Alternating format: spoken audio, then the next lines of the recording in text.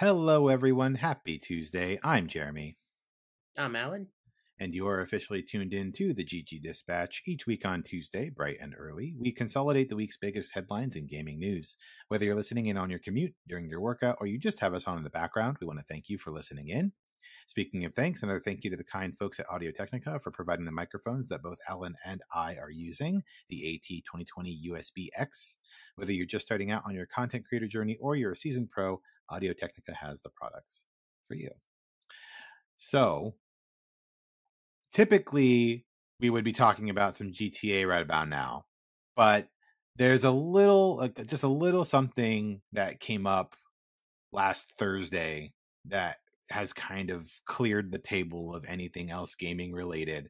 And that, of course, is Final Fantasy VII Rebirth. So wanted to take a few minutes here at the top of our show to discuss some of our early impressions. Alan, I know you picked it up. You've been digging into it. What are your thoughts so far on this game?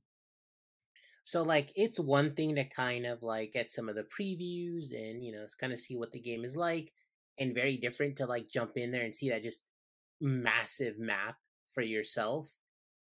And it's such a departure from the first game, which is very directed. You're going down corridors, is very more of a closed off space. And Right. I haven't decided yet whether I like this more than the other thing, because it's Mm. it feels very overwhelming. You're like, holy crap, this is a massive mecca. I think I've put in a solid 8 or 9 hours into it, and I'm still in the grasslands area. I haven't left. I just been picking up stuff because there's this little, I think it's a little transmuter, that little Yeah. device where you can fuse things and create potions. You can make armor, weapons, and I think there's even only things you can only make. You can't buy anywhere. You gotta make it. Yeah. Yeah. So I'm constantly ooh, what's this over here? Oh, what's this over here? Ooh, what's this over here? And and then the chocobos and having to riding those around those things. It's just it's nuts. It's cool. I'm liking it. I like the story so far. I love the music. Mm-hmm. But jury's still out on whether I actually enjoy this over a more uh I guess more traditional Final Fantasy experience of you're just going down this one path, and maybe there's a bit of a branch where you can kind of go explore if you want to get a piece of materia or something else like that. Sure. Sure. What about you? How are you liking it so far? Um, Yeah, so I think I mentioned on the last episode, I took the day off. I got myself pizza for lunch. I just absolutely revisited my glory college days of being irresponsible and just playing video games all day long. And so I put in about I think I'm just about 10 hours. And that was just on Thursday because I went out of town on Friday. I was out of town all weekend visiting some friends and family up in the Bay. Um, and I I almost rescheduled my trip because I was like, oh my gosh, why did I schedule this trip the same weekend as Rebirth release? But oh well. Um, but yeah, am I'm blown away by the open world, honestly, and I really like it. I prefer it to remake. I think remake was great in the context of it, being Midgar, right? Like it by design is a bit more railroaded and a bit more limited in terms of where you can go and what you can do because you're in the constrained city, Here you've escaped, you make it through the tunnels and you get out of calm and you're just faced with the beauty of the grasslands and the mountains and everything else, and it's a gorgeous world to explore. The traversal is great. I think I don't remember. I think it was Naoki. I think it's Hakaguchi, the director, who had said basically like if you it's okay to have fast travel. Oh no, it was the Dragon's Dogma director. I think basically who's talking about like if people use fast travel in your games, it means that traversal in your games is boring. Um, which was kind of like a throwing down the gauntlet. And yeah, of course, FF7 Rebirth has fast travel, but I'm seeing a lot of people online who are saying they don't use it. Right? They ride their chocobo, they run around because they are just so engrossed with the world that's been created. the music is superb. We've talked about it before. There's like 400 tracks. It's all these little tweaks on classic FF7, themes that just strike the right chord, and it's awesome. It's just the aesthetics are all there, beautiful. Combat is a ton of fun, and the open world mechanics in terms of like the intel, finding out more about the world, fighting certain enemies, trying to achieve certain battle uh, goals and that sort of thing. I For a completionist, you absolutely are going to suck like a ton of time out of this game because there is just so much to do in any given region, and I've been having a blast with it. Me completionist. Yeah, exactly. It's me too. You know, I was going into it thinking, you know what? I don't want to faff about, I can always come back. There's chapter select. I can come back. I can do what I need to do. I'm just going to get on that story train and go because I don't want to get spoiled for stuff and blah, blah, blah. But what if First we time, miss something, Jeremy? What I if we know, miss something? I know. And now I'm like, first game of Queen's Blood, I was out, man. Like, God, that game is so good. I love Queen's Blood.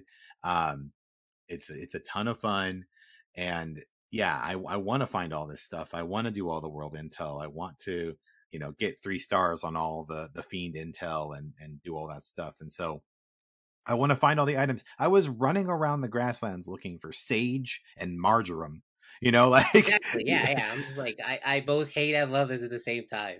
exactly. So I will say though that you're 100% right on the engrossment part. Like calm.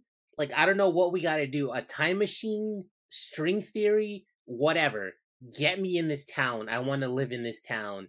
It's such a chill town. I want to be there. Like that's what the game does extremely well. Even the grassland, just like this is awesome. And I'm running it. I don't know about you, but I'm running in performance mode, and I know that it's not yeah. necessarily like the nicest looking, but apparently there's a patch coming, so I'm kind of like I might wait like a little bit to see if that patch does make things a little better because it can get a little crunchy on Yeah. performance mode. Yeah. It's been I haven't really noticed too much on mine. I think I have it running in graphics mode. I have to double check. But anyways, I haven't noticed too much weirdness going on with the visuals, but um Calm is an amazing town. Absolutely. It's bustling, catching little bits of dialogue as you run by, the detail in the body language and things like that. The whole troupe of dancers, you just kind of like stand and watch them do their like folk dancing for a while. And yeah, I think, the side quests are really engaging and engrossing as well. Like it's not just like, oh, go save my kitten. There's other cool stuff going on, like you're learning new things or you're making those connections or you know deepening the relationships with other people in your party. And so I think the more of that focus on the interpersonal relationship within the party is a really good way to go to kind of enhance some of those side quests. And yeah, it's been great. So yeah, I put about 10 hours in and I just got to chapter 3. I have, I think, one other world intel thing to do in the grasslands that I'll probably go back and do, and that's for Quetzalcoatl.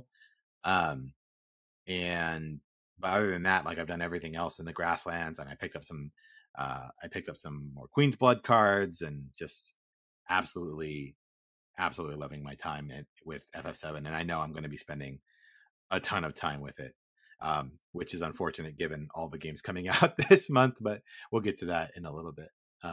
So I'm a big fan of like the little details, as you know, during our like GTA 5 playthrough, Yeah. and I love the fact that like sometimes we're just walking around, like members of your party will just like absolutely railroad stuff that's not nailed down, like in the game world, like Uh-huh. boxes and like Barrett is just running just like a bull in a china shop. Like, what are we doing here? We're in this like in the Chocobo range, Billy's Chocobo range, and Yeah. the sister's like, "Hi, so nice to meet you. I'm so nice." And like Bear just running around, just like trashing the place. I'm like, what is happening here? Yeah. Uh, but on the other sort of like side of this coin, the little details, I hate how many rough edges this game has. Like, Mm. how the hell do I change party members?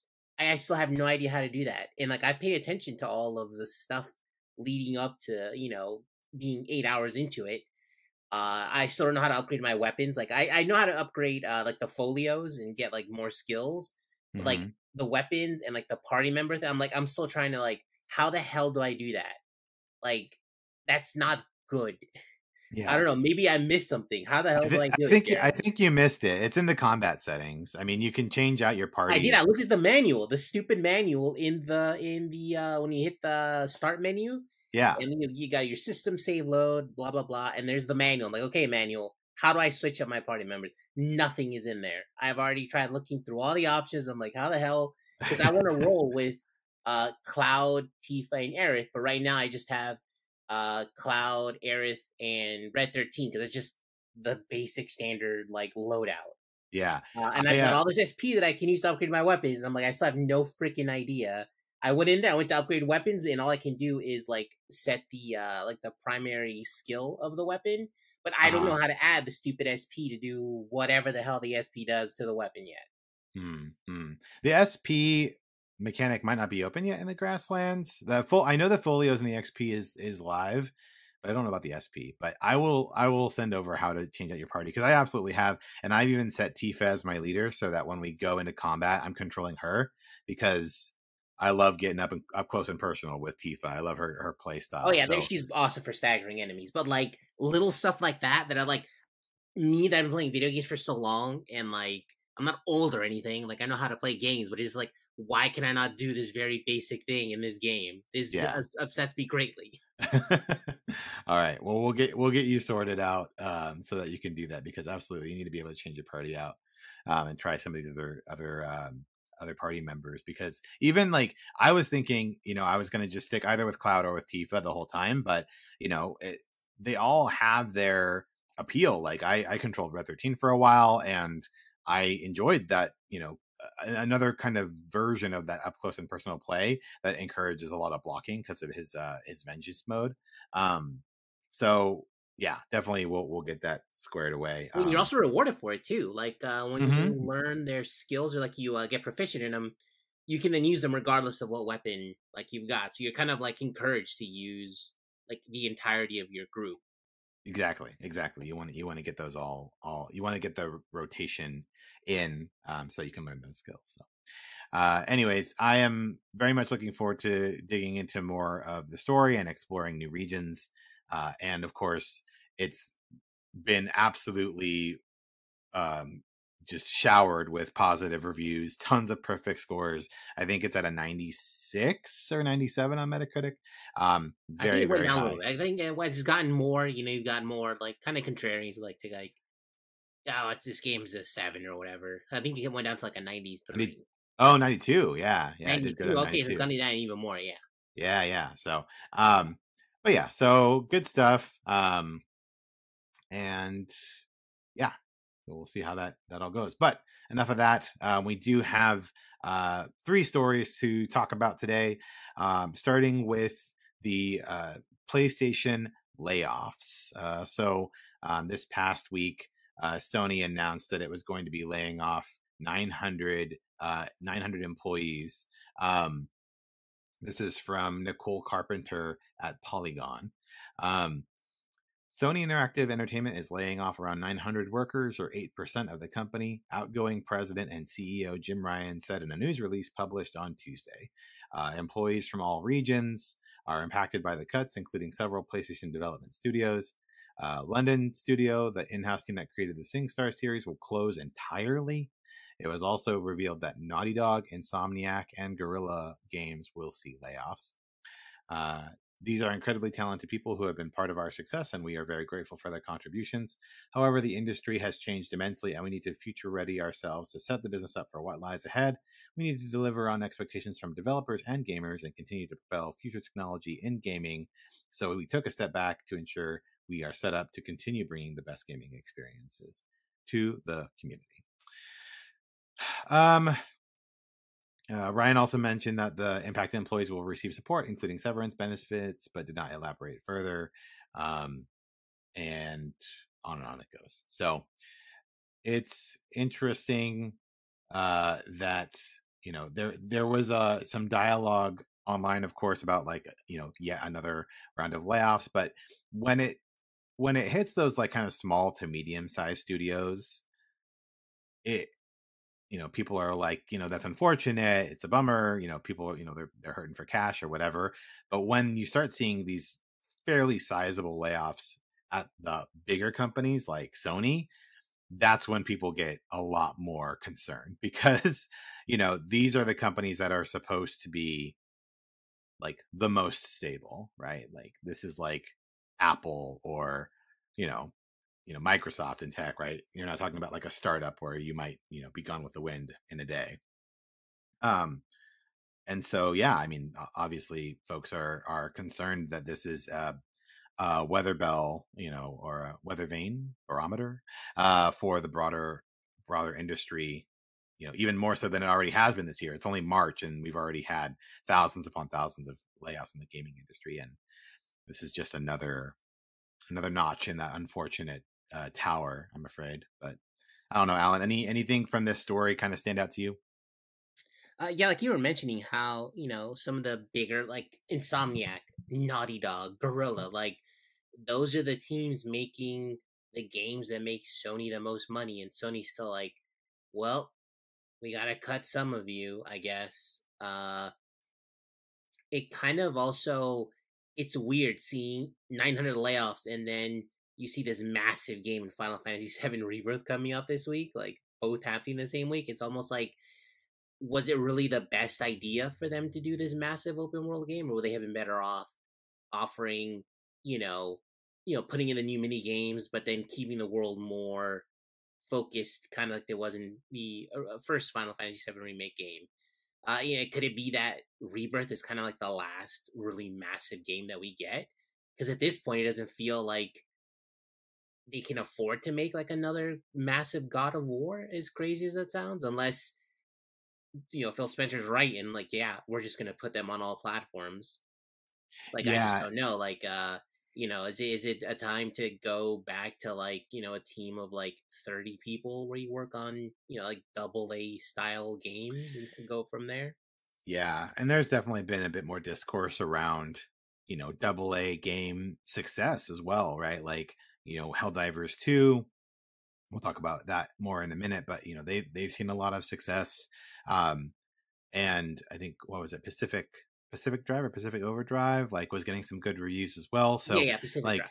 yeah, Pacific Drive. So I think that there's something to that, right? Like, I think there's still a time and a place for those AAA blockbusters, but you know how you structure that, how you pace them and release them, is like, uh, that's the most important thing. I think it's going to be more sustainable in the long term to target studios that might be able to put out more of those double A action games, action RPGs, um, to hit a certain audience, and make a good return on investment, um, versus spending $300 million on Spider-Man 3, and making it exclusive, and then only making maybe like a 10 or 15% profit on it, because by the time you pay for marketing, by the time you paid for everybody and the salaries and everything else, like, it's, there's not much on the other end of that, right? So,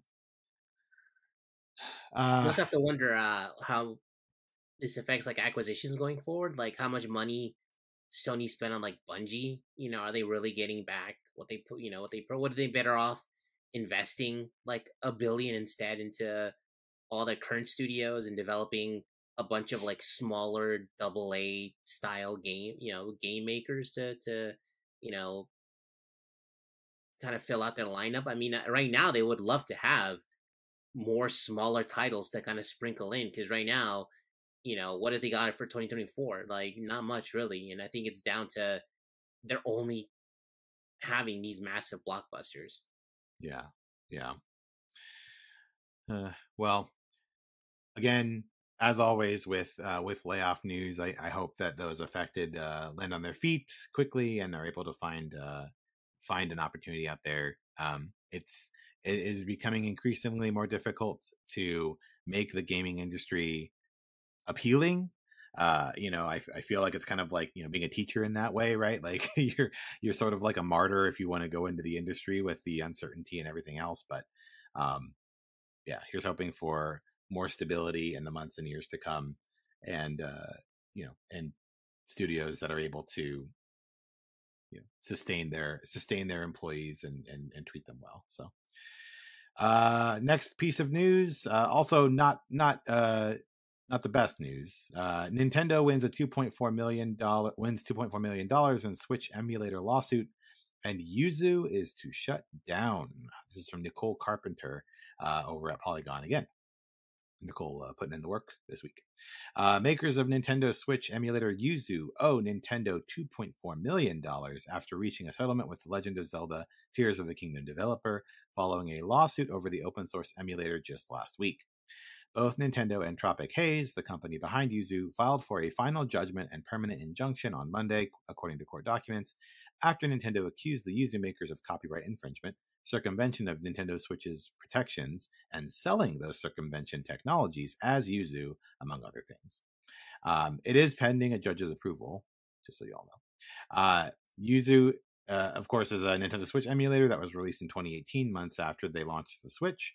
It's a piece of software that lets people play Switch games on their computers or phones, including Tears of the Kingdom. And Nintendo cited in the lawsuit saying that the user let people play leaked copies of the game, but and of course, Yuzu doesn't offer pirated games, but Nintendo targets the company because the emulator is one of the few ways to play those games.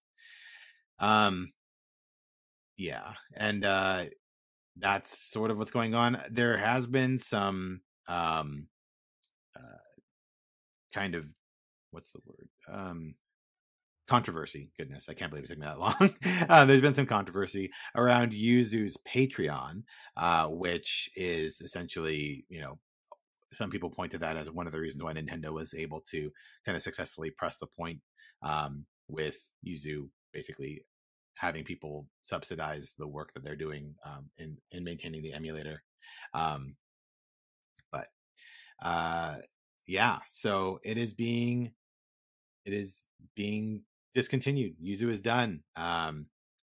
So what are we thinking about this, Alan? Are you have you play some games in an emulation style, or Oh, absolutely. Like yeah, I own a Switch, I buy the games, right, but sometimes it really sucks. Like I want to be able to play The Legend of Zelda at 60 FPS, so like I'm gonna support Nintendo and buy the game and the thing. But like if there's a better way for me to play it, I'm gonna do it. And that's why I love Yuzu. I can, whatever game just kind of runs like trash on the Switch, I can just fire up Yuzu and play it that way. But yeah, the devs there, not the best decision makers. Like you said, they have that Patreon going. And the Patreon, all they did was basically give you like early access to Yuzu, like builds of Yuzu. Because like eventually it would come out for the general public. Like it's open source software. So, but still, just having the Patreon there, like what they should have done is like we're a dev team and like we make open source software, blah blah blah. Give us cash, wink wink. That we put most of our time into Yuzu along with this other stuff that we make. yeah, They also had like a Discord server where they would like help people, like, oh, here's how you pirate the game. Well, like you're not supposed to say that. You're supposed to say no. It's just it's a tool for you to be able to like explore the Switch, the software stack, the hardware stack, blah blah blah blah, wink wink, you figure it out basically. But they would just help whatever, people out and give links to like, especially I think getting like the firmware is like a big point, because like you're supposed to dump it yourself, like, and you can do that. And that's how you get, because like without that firmware, like it just doesn't work. You yeah, can pop in the backup copy of your game and nothing happens. Like you need that firmware, but obviously it's a very tedious and pain in the butt to do. And so people are like, oh, where do we get it? Where do we get it? And like they would just send them to like a website that has like someone else's firm dumpware and excuse me, dumped firmware, and they would get it there. And not like you can't do that. So like they made it very easy for Nintendo to come after them, because there are other emulators that don't do any of that dumb stuff, and like they haven't gotten Nintendo's attention because they don't do the dumb stuff. yeah, So it sucks because it was one of the best, if not the best, emulators around. But it was open source, so people are going to fork it. People are going to there'll probably be like 3 or 4 versions come out of this. And the other emulators that have been around that are also sort of like contenders to them, like Ryujin X, will kind of continue on and probably gain more users. But yeah, it just sucks that Nintendo feels the need to go after emulators because you can just be like, just don't say anything, just ignore it. Like when they showed, I think it was like 1 million downloads of the Tears of the Kingdom, but like he still sold 20 million copies. So like, yeah, I don't think you're losing much as a Nintendo. And the thing is that most of these companies, I think, benefit, in my opinion, from having like those emulators out there because at the end of the day, they end up making their own emulators, and they've shown that they end up using stuff that they find from open source. It's like they're doing the work for you, like just kind of as long as they're not doing anything too egregious, which yeah. Yuzu did do. The devs did do that. Kind of just turn a blind eye to it, but hopefully, it kind of just ends here, and the other emulators kind of keep going on and keep on trucking. Yeah, yeah. It's on the Patreon. I was reading a little bit more on it, and I guess they were making about $300K a year, give or take, via their Patreon, and they offered like an early access or a different version of the emulator behind the Patreon paywall, which made was part of what Nintendo kind of honed in on. As well as them providing instruction. I think like you were talking about on like how to exploit or utilize some of the compromised software. But anyway, overall, there's definitely folks on both sides of this conversation. And, in terms of like Nintendo makes a lot of money, and so emulating games is fine versus like we should or game preservation, right? Like emulation is game preservation and the importance of that. And then people are saying like just buy the games, blah blah blah. So of course, lots of folks very very passionate and loud about it in the comments and online in general. But again, to your point, hoping that other emulation services aren't negatively impacted and that folks can still continue to enjoy some of their favorite games that might not be available anymore or not readily accessible through the power of emulation. All right. Helldivers 2 is not slowing down. It's still going crazy. The sales continue to grow into the third week. And this is from Kat Bailey over at IGN. Helldivers 2 has been one of the surprise hits of 2024 since launching in February, topping the charts on Steam and reportedly selling around 3 million copies, which is crazy. Writing on Twitter, Circana Executive Director Matt Piscatella compared Helldivers 2 to a rare and amazing bird, saying that Helldivers 2 sales have continued to rise in the third week on the market. It is what he described as an inverse delay curve. Basically, it's fancy jargon for game sales growing rather than declining after release.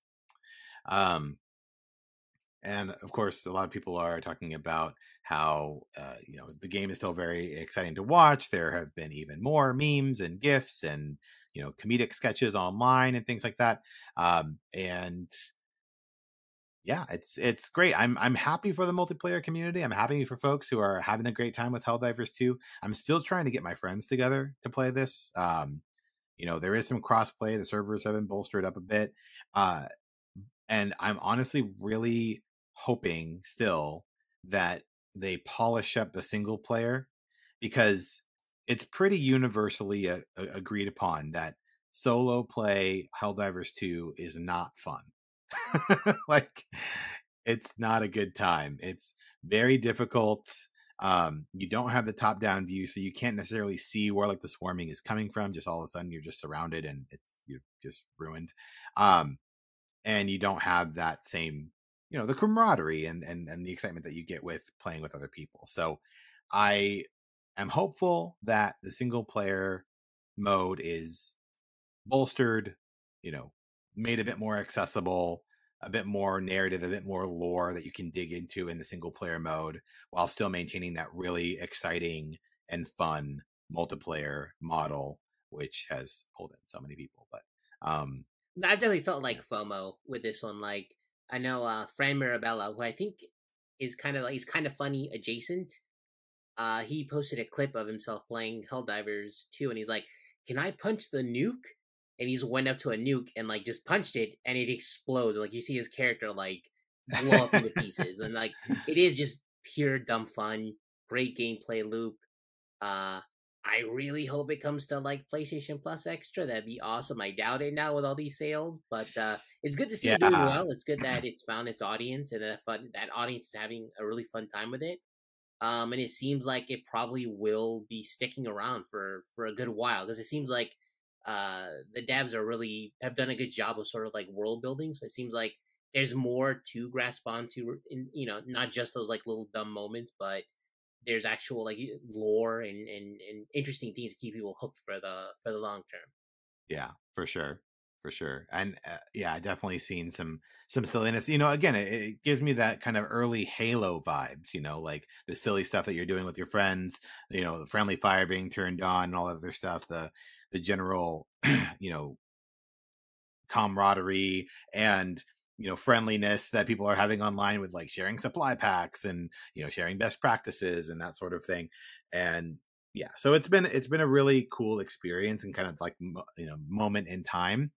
And in terms of it coming to PlayStation Plus Extra, I can totally see it coming maybe around Christmas. I can totally see it as like a holiday type thing, like November, December, to help push some either bumping your PlayStation enrollment or to for new owners of the console getting some Helldivers 2 action, because I do think it's going to maintain its momentum for some time. So pretty exciting to see.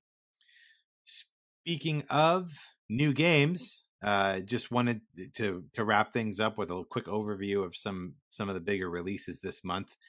We have, of course, Unicorn Overlord, which is coming out later this week on the 8th. I shared my thoughts on this game briefly last week, I think it was. I played the demo, love it. If you're a strategy RPG fan, definitely pick this up. It's a ton of fun. You'll really like it. Unfortunately, I won't be able to dive into it because I'm still going to be playing Rebirth probably for the better part of this month. So I do not expect that I will be getting into this game this week. But those of you who've been looking forward to it, it's coming. And then on March 22nd, we have not one, not two, but three pretty big titles.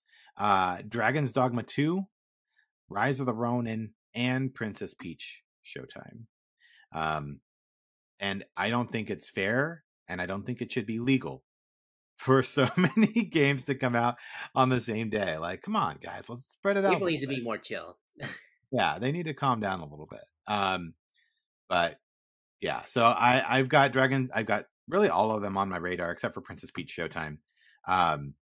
What about you, Alan? Out of those games, are there any of them that you've got on the back burner after Rebirth? Or no, I'm all Rebirth, dude. That like the way I'm looking at it now, that's looking like at least a 200+ hour game for me. Yeah, I mean, there is a lot to do. They said, if you want to platinum it, it is going to be about 150 to 200 hours. I want to say that I'll go for the platinum. We'll see. I'm definitely working on getting you gotta wait though. as I go. You can't play it on hard right off the bat. You have to do it on a second playthrough. Yeah, you have to go through two. Yeah, exactly. So that's why it gets up to like 150, 200, because you're going to have to do the story mode twice. And then some of those hard battle modes and things like that, you're definitely going to be pounding your head against the wall, working through some of those things. So, yeah, I believe that's all that we have for today. So we do have a slight bit of a deal. I don't know if you call it a deal alert, but like a deal. Maybe go check it out. If you've been thinking about picking up a PlayStation 5, Best Buy has the new Slim model with the disc and Spider-Man 2 packed in for $449.99.